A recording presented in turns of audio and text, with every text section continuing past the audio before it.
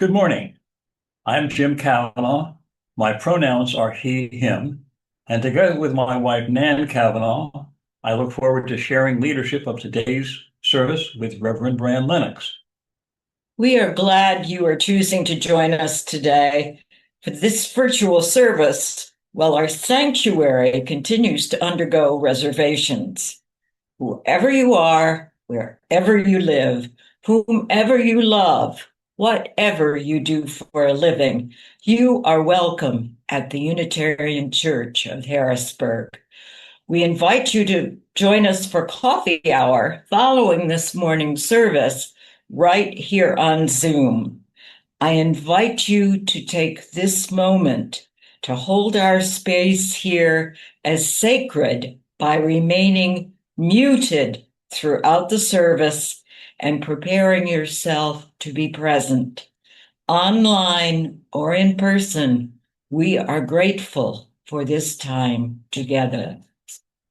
We will now sing our opening hymn with gratitude to Chris Emke and Laura Ettinger for leading us in song.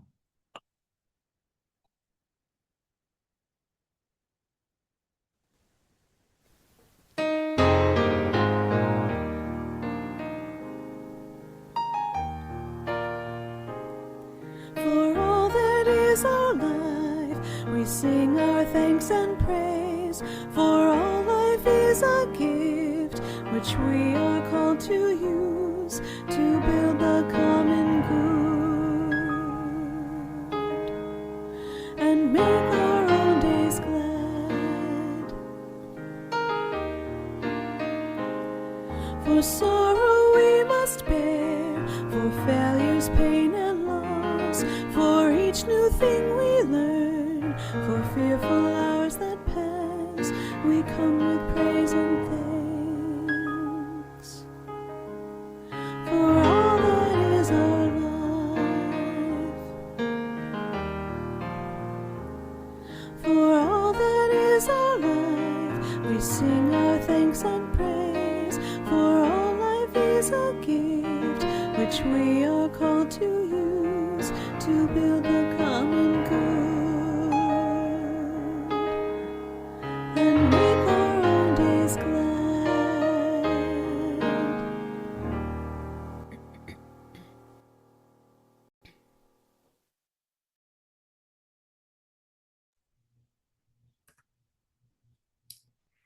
We have chosen to bring ourselves here to this sanctuary today to gather as a community of faith. We join together in solidarity as a covenanted people who are drawn together by the promise of connection and the mysterious pull of the unanswerable. As seekers, wanderers, appreciators of nature, and creators of connection, our paths have converged today so that we might become present to the spirit that is worship. And so let us worship together. Each week, it is our tradition to light a chalice, which casts a circle of light to hold us all. Wherever you're joining us from, this circle is wide enough to hold you. As we create anew this symbol of our shared faith, I'd invite you to post some words of greeting in the chat and let us know where you're joining us from today. Let's reflect on these chalice lighting words by Lee Kinvey. This chalice is for the living, the changing, the becoming. This chalice is for losing the script of your life, the chapters about who you are in other people's stories. This chalice is for the lost GPS that was supposed to show you how to get where they expected you to go. This chalice is for skipping the directions, coloring outside the lines, painting not by number but by silence, by wild abandon, with a brush you made yourself from light deep inside. Startling, vivid, a new voice that already knows you. Finally, a true story.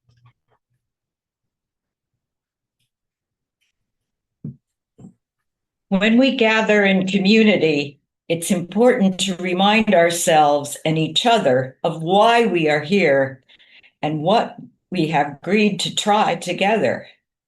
Here at UCH, we've decided our goals are to encourage each other, to equip each other with what we need to succeed, and to empower each other to do good things.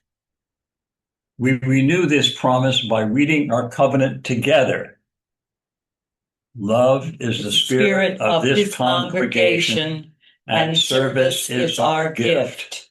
This is our great covenant, to dwell together in peace, to seek the truth in love, and to help one another. Let's take this time to enjoy the blessings of music. This video of our intrepid bell choir ringing the Led Zeppelin song Stairway to Heaven has accumulated over 5,000 views on YouTube since it was recorded in 2022. It's a joyful reminder of the creative worship we look forward to sharing together when we return to our sanctuary.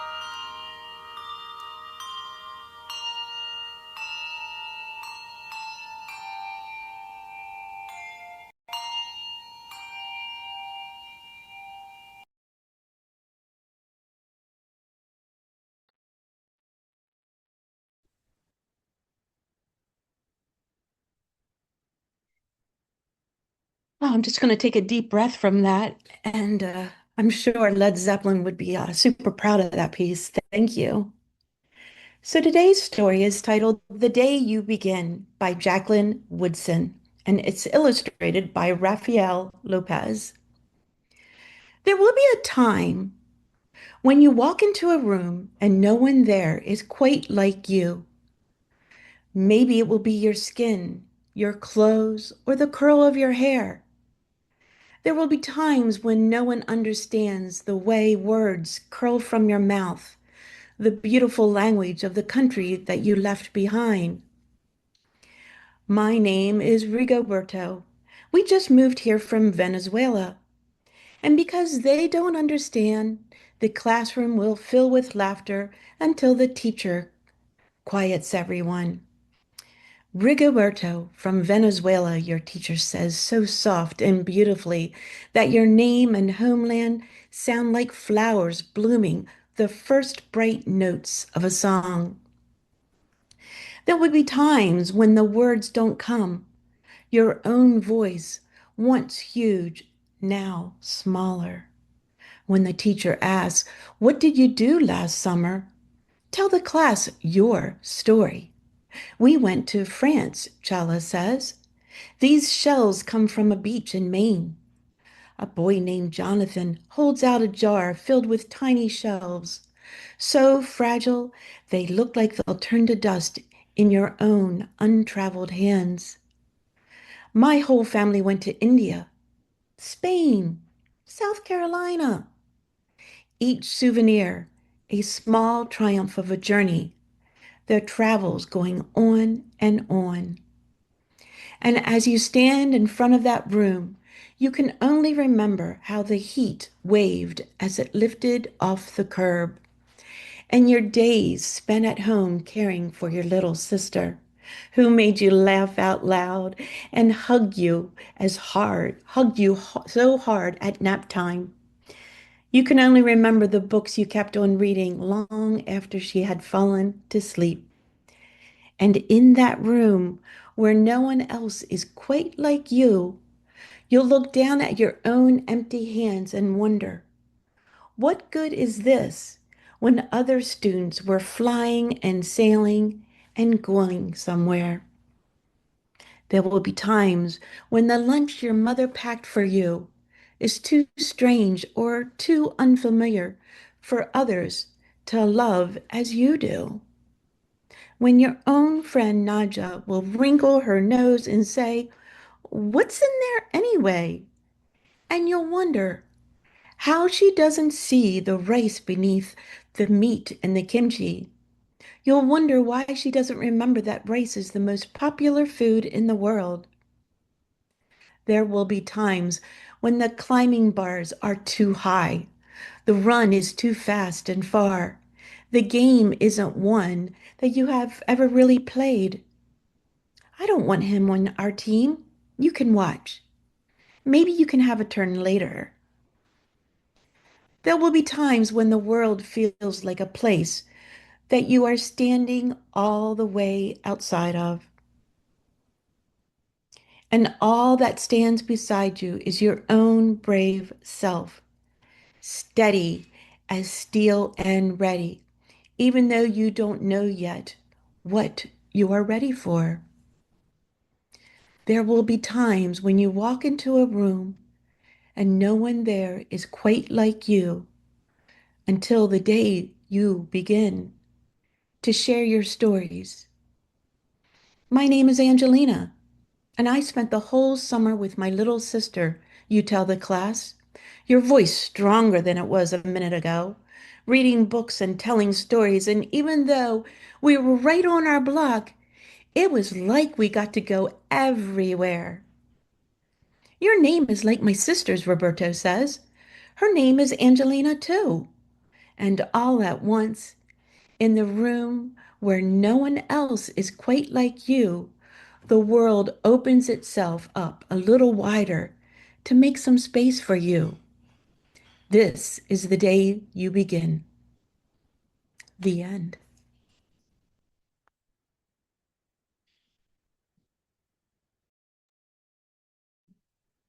This reflection gives our view how we have seen ourselves at UCH in the past.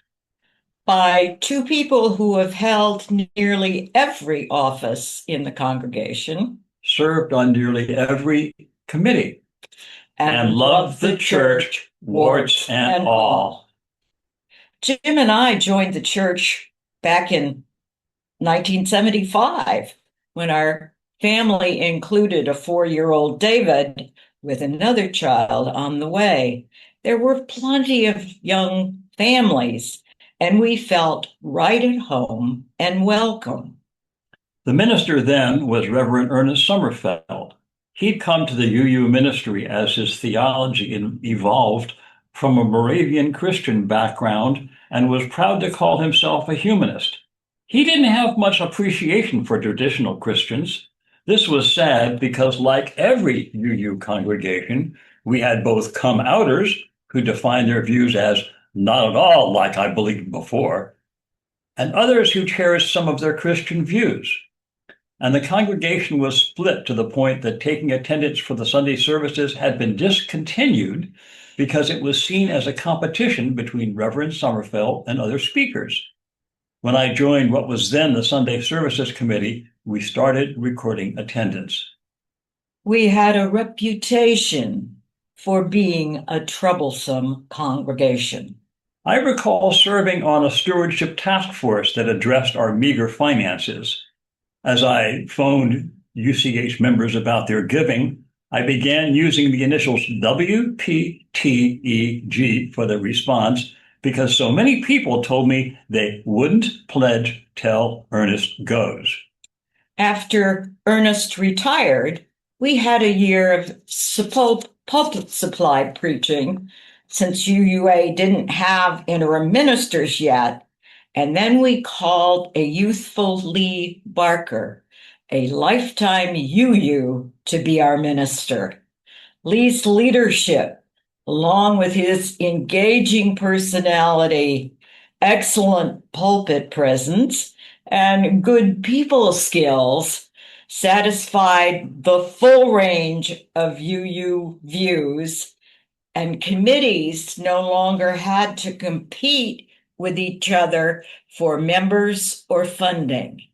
In just a few years, we were filling the seats on Sunday morning with a thriving RE program downstairs, all in the big room in little cubicles with no noise prevention. But we were no longer a troublesome bunch of UUs.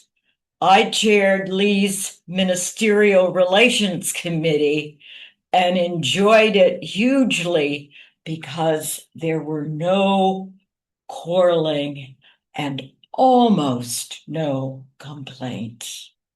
It was no surprise when Lee left to serve a much larger congregation. His replacement, Sylvia Howe, opened with a sermon based on a misreading of our congregational survey, thinking we were mainly Christians. She had an increasingly tough time with us, and after a while, people began reducing their pledge until Sylvia leaves. Her ministry was followed by 2 interim ministers, and we had a failed to call vote after the first. It wasn't high enough, and the minister rejected us.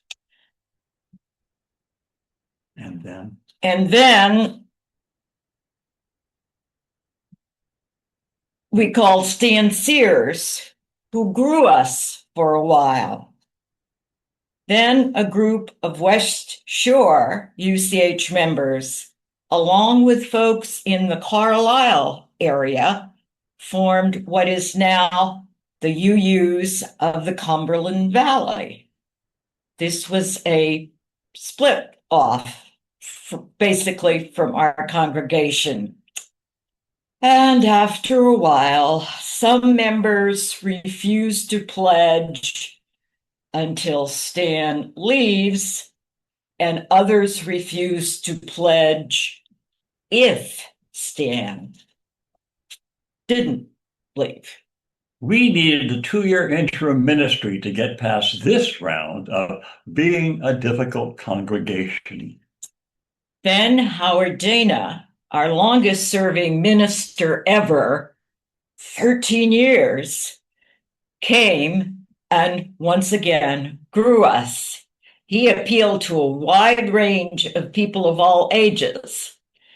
Our answer to crowded services was first to go to 2 services each Sunday, and then he led us, with the vote of the congregation, to purchase a historic church building on Market Street with very limited parking in Harrisburg's Allison Hill section, a low-income,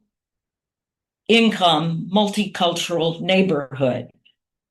In spite of his leadership, not enough of us followed his attempt to move our congregation's services solely to Market Street. When he left, once again, many members left as well.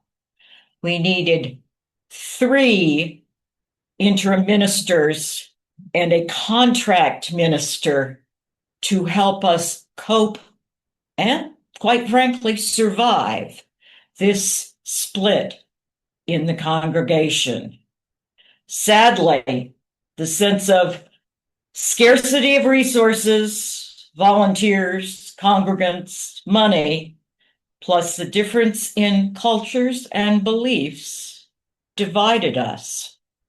Our hopes for smooth sailing with a new minister, with a young family, were dashed after his first year by his arrest and conviction on a felony charge.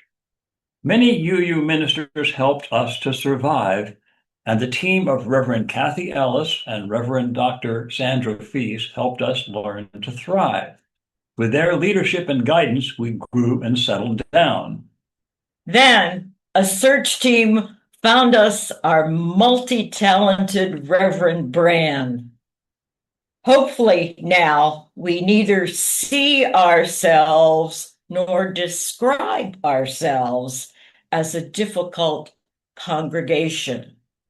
Hopefully we have learned to manage our differences, appreciate our diverse views, and give generously in support of needed renovations.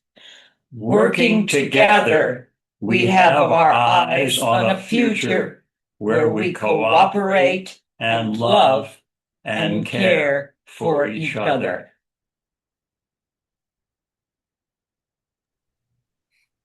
Thank you, Jim and Nan. I invite you all to join me now in the spirit of meditation. Quiet your body and mind. Open your heart and close your eyes. Allow these words to stir your imagination, calling forth memories and new ideas. Let these images rise around you, while you remain peacefully at the center of it all.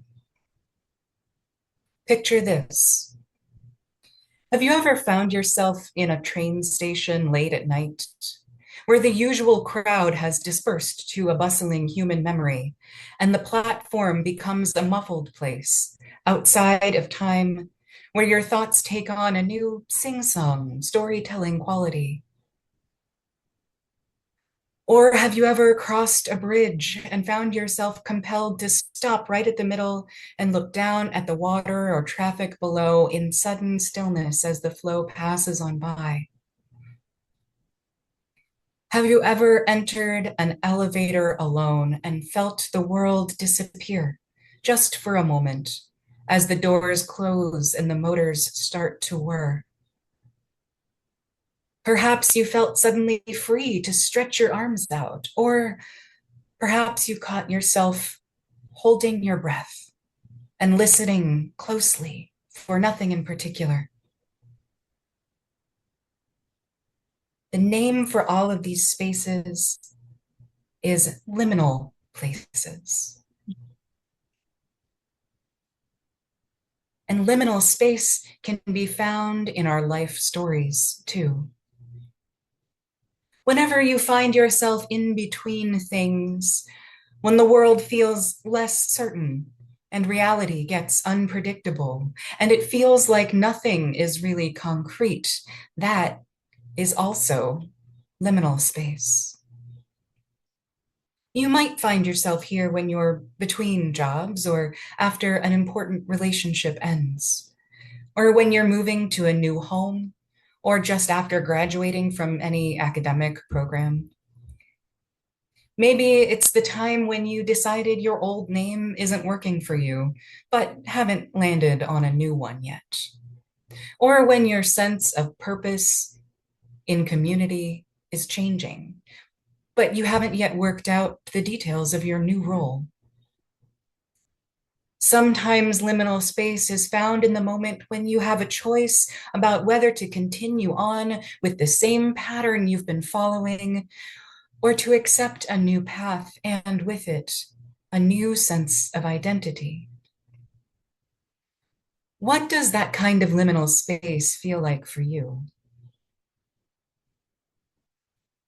With a new breath, begin to picture yourself wandering through an abandoned shopping mall.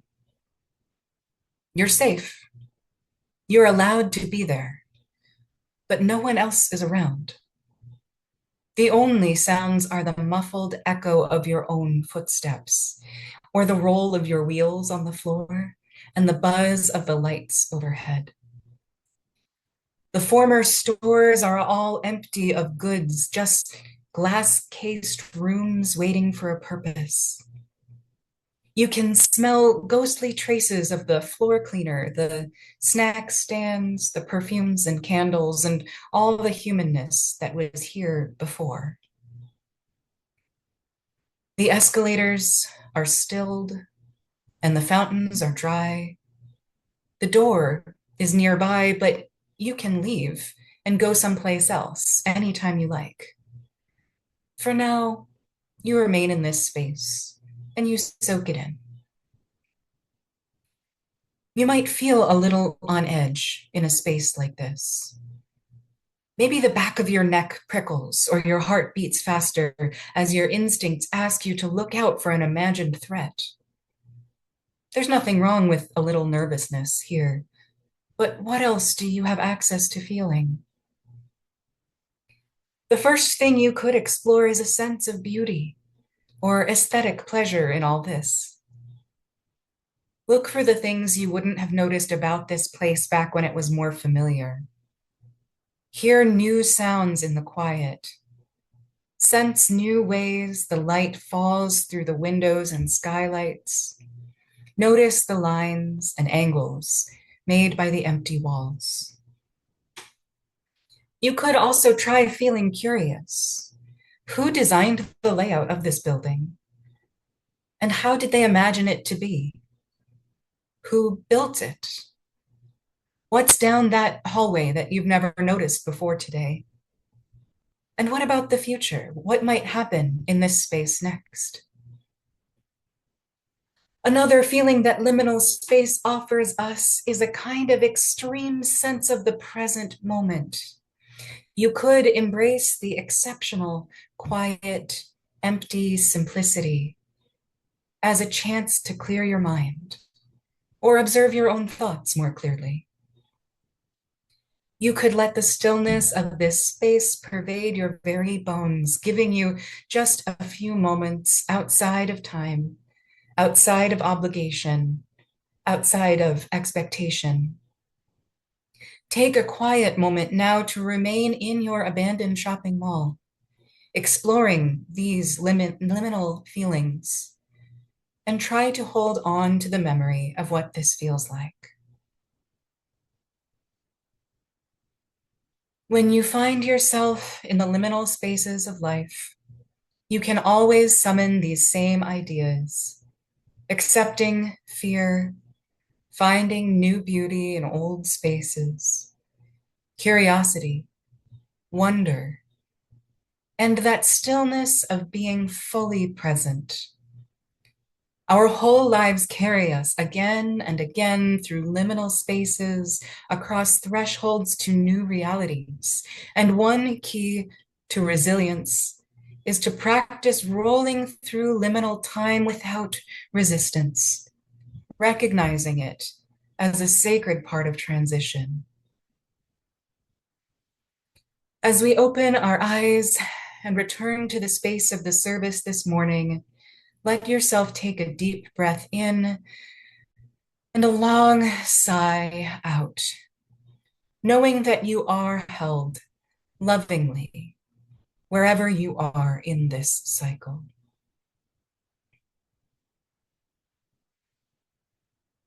And now is the time when we engage as a community in the sharing of our joys and sorrows, our concerns and milestones. When we join together to hold each other in support and in celebration, we deepen our sense of interrelationship. We may find our sorrows eased and our joys magnified. I invite you to share them now. Please remain muted and type your joys and sorrows in the chat box, and we will hold you in love as I read our joys and sorrows aloud. Shared or unshared, our hearts join with yours in carrying all that life brings.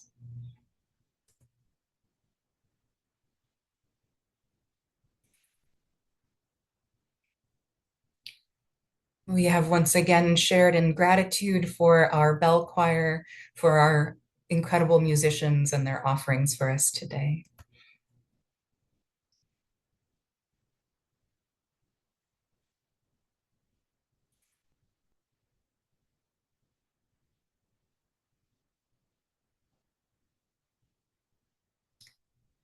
Sharon Vaughn shares, missing seeing all of my friends at UCH and looking forward to August.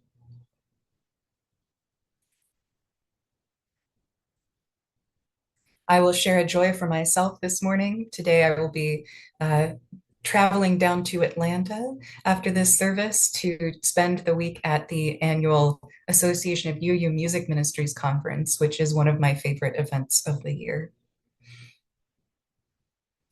Deb Haken shares, we just had the joy of taking another of our grandchildren on a memory trip this past week. Diggs shares a joy. Diggs says, I went home to see my family last week and we all celebrated my grandmother's 90th birthday. Happy birthday to your grandmother, Diggs.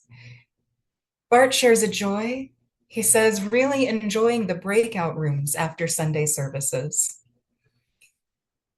Kate says, so excited to know that the renovation continues to move forward. It will be so beautiful.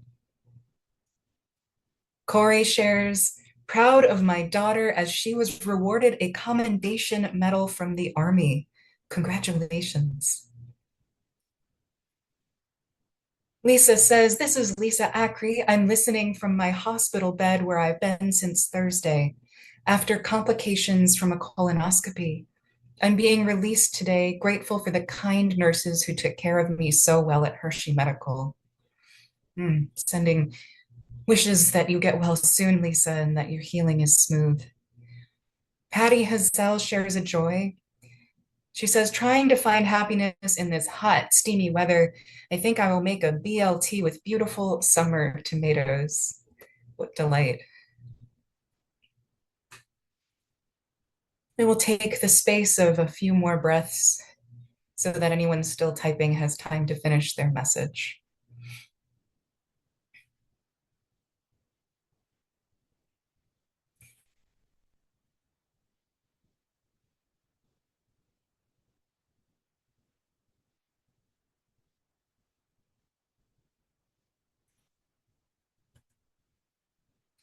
For all that has been shared and those many concerns we hold deep in our hearts and yet remain unspoken, we journey with each other in love.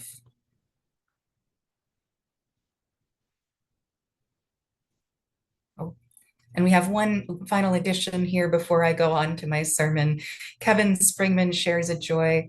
He says, joy that my nephew Jeremy, who lost his position with USAID at Penn, is starting a new position with Meta in Menlo Park.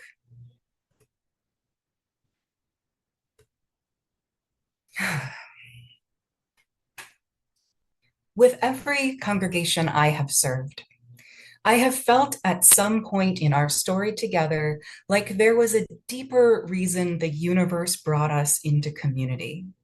Some coincidence of history that helped me show up and help at exactly the right moment. In one congregation, my experience leaving abusive situations helped me identify and stand up to bullying behavior.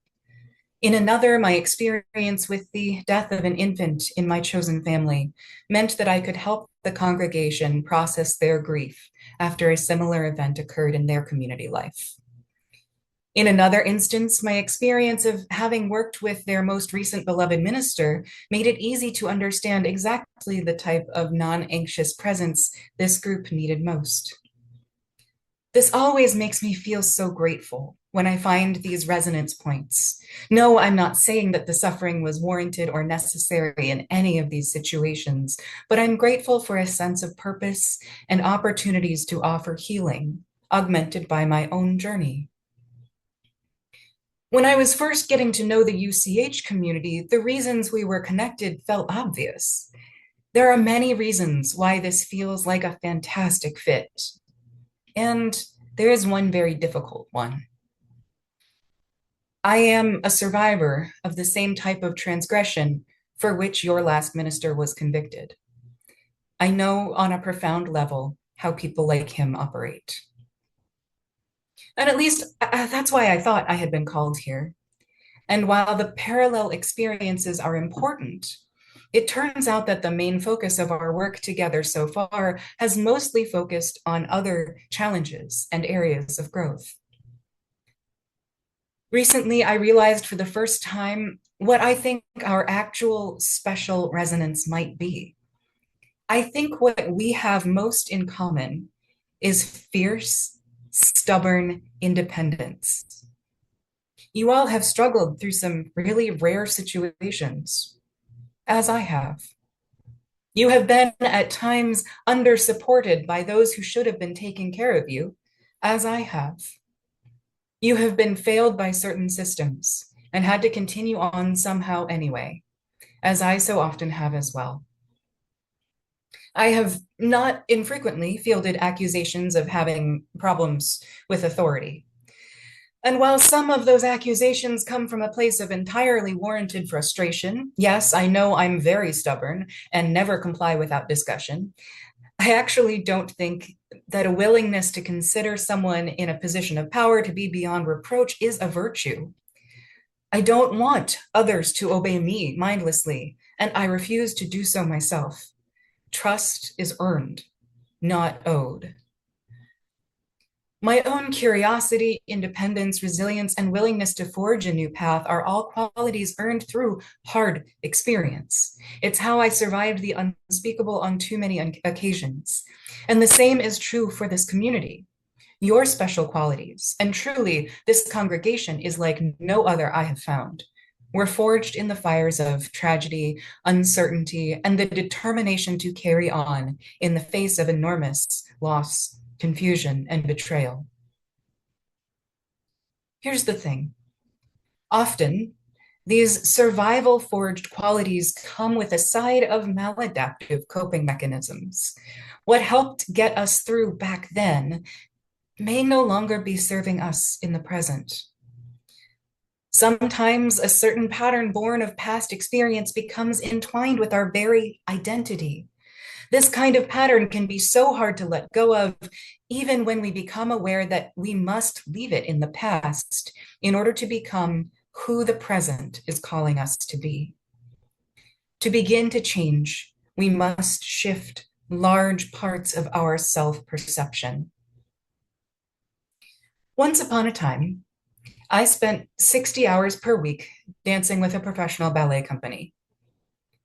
The thing about professional ballet is that, unlike in other art forms, The artist is actually the medium. Painters paint on canvas, artistic directors choreograph on the bodies of dancers. During that time, I internalized the message that A, I was more object than subject. Life happened to me more than I actively lived life. And B, that being able to have no needs and tough it out through any degree of pain or exhaustion was what made me valuable. I guess I also began to internalize the idea that my thoughts and feelings were unimportant and undesirable. My body's appearance was important and my brain was not. This training made me unimaginably strong. After my chronic illness ended my career, it made me capable of staying active despite high levels of pain and fatigue. It also made me capable of powering through the following years of poverty, and eventually that same strength helped me survive the intensity of grad school. And it also made me miserable. A few years after I stopped dancing, in the midst of really losing my former physical capacity to my illness, I watched The Theory of Everything, a biographic movie about the life of Stephen Hawking. Hawking was a British theoretical physicist who lived with motor neuron disease from age 21 until he died 7 years ago at the age of 76. He was also one of my childhood heroes. Motor neuron disease, also known as ALS or Lou Gehrig's disease, is a progressive syndrome that causes a loss of all voluntary muscle movement, eventually including speech. In the dramatic film retelling, there is a scene where a young and handsome Stephen Hawking is striding across campus and he stumbles and falls for the first time. This is the beginning of his rapid loss of control over his body. When I saw this scene, I had to pause the movie and have a life-changing cry because it put together in my mind the understanding that I didn't have to be physically well in order to make a difference in the world. And this sounds ridiculous, but that was the first time in my adult life that I realized that my mind could be valuable. Here's the catch. To nurture the life of the mind, it's necessary to take care of the body. Rather than tough it out, I had to become acquainted with my physical and psychological needs. The brain burns glucose, so I had to eat more in order to think clearly. The brain needs sleep to recharge. In order to lean into deep and meaningful thought, I had to be kind to myself. I had to ask for help instead of living off of whatever the people around me volunteered. When my life of the mind deepened into a life of the soul, I found myself on the path to ministry. I had to practice learning from professors and mentors. I had to get comfortable with the idea I couldn't do this all alone. It was terrifying at first, but I had to learn to live interdependently. I had to develop healthy boundaries and discover when it was okay to begin to trust someone. I learned how to stop seeing myself as an object tough enough to weather any storm, and instead take on a sense of personhood and agency. And this was a long and complex transformation, and in some ways, I am still working on it. If you ever see little signs around my office that say the word participate, they're reminders to myself to continue leaning into my personhood. I'm sharing all of this with you because I believe we are partners in a similar journey. This congregation has stories about our identity. Some of them are proud and beautiful, and some of them were necessary once, but will need to be transformed to face the future. As Jim and Nan named for us, UCH has an old identity as being troublesome. UCH has some ghosts hanging around from times of scarcity and times of serious conflict. Members of UCH have often claimed to me that this congregation is invisible and unknown. And yet I see new people come through the doors almost every week. UCH has a self-image which includes a high-quality orange and brown carpet. UCH layfolk have a sense of needing to rely on one another to carry the things that a minister should be carrying. Long-term ministers have been controversial, and short-term ministries are fraught with the anticipation of pulling together yet another search team. I've talked a lot about my intention to stay here should we determine together that this is the right fit. And for that to work, I'm going to have to continue working to earn your trust, and you are going to have to let me. When you think of this congregation, replace the images of the times you have been dashed against the rocks with the present reality. In the midst of this bizarre and chaotic world, somehow we are thriving. Your hard work has paid off, and our work together is in stride. It's a beautiful feeling. At this moment, it's time to leave surviving behind and start living, thinking about the future and using our energies sustainably.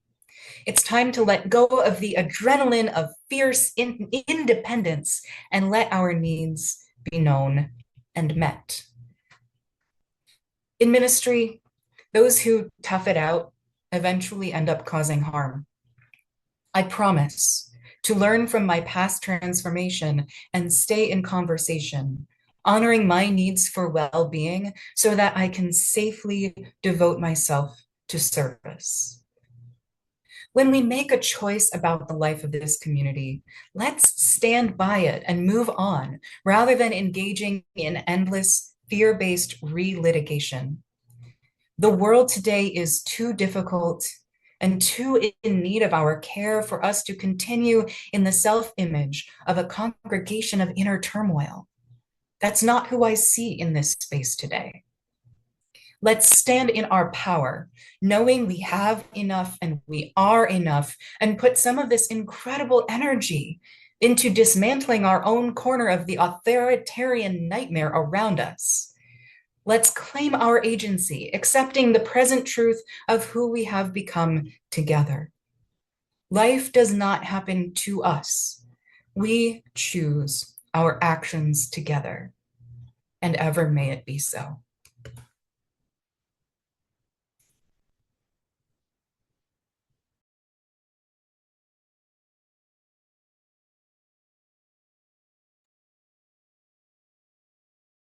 The Unitarian Church of Harrisburg is, as always, an intentionally gathered community of freely thinking, loving people.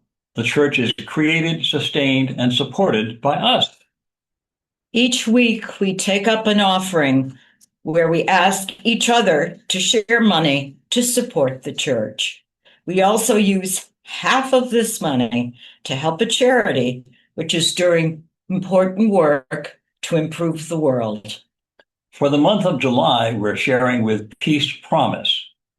Peace Promise addresses the complexities of sex trafficking in the Harrisburg region by offering outreach and intervention, support and training, education and awareness, and economic empowerment for those who have experienced the weight of sexual exploitation.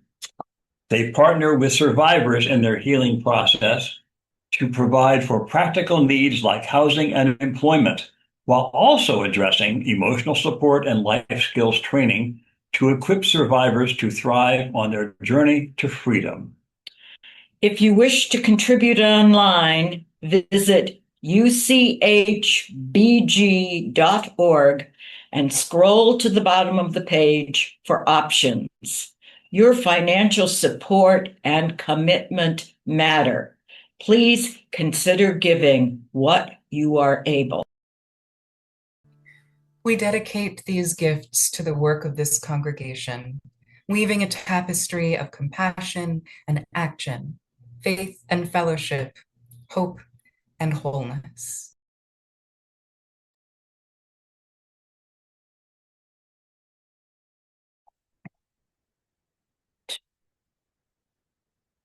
Our reading is In Betweenness by Michelle LaGrave.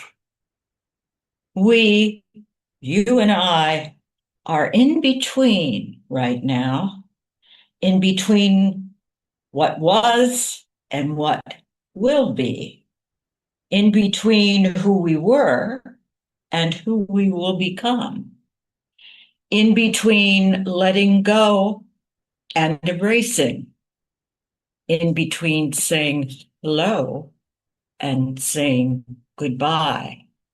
In between this, it's a thing. In between this is a time of fullness, a time of anticipation, a time of hope, a time of worry, a time of sadness. In betweenness is a time of waiting, waiting for news, waiting for departure, waiting for arrival, waiting for death, waiting for life. In between this is a time of transformation, a time of reflection, a time of action, a time of growing, a time of becoming. Let's sing together one more time. This is Come and Go With Me, and you can follow along with the lyrics displayed on the screen.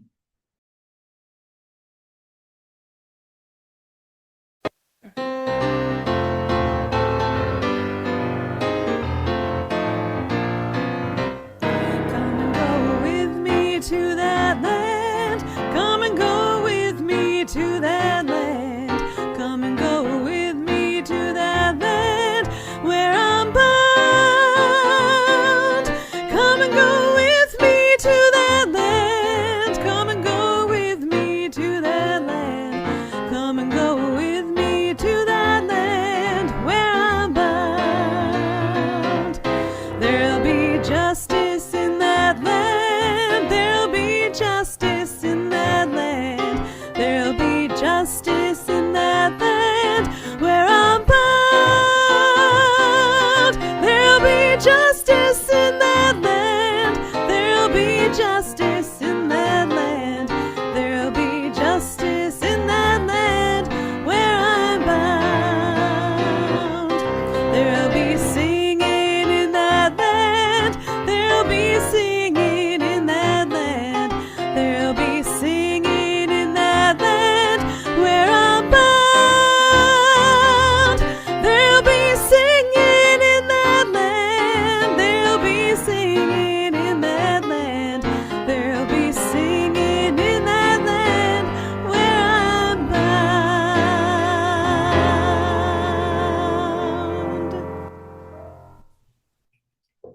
These benediction words come from Michelle Collins.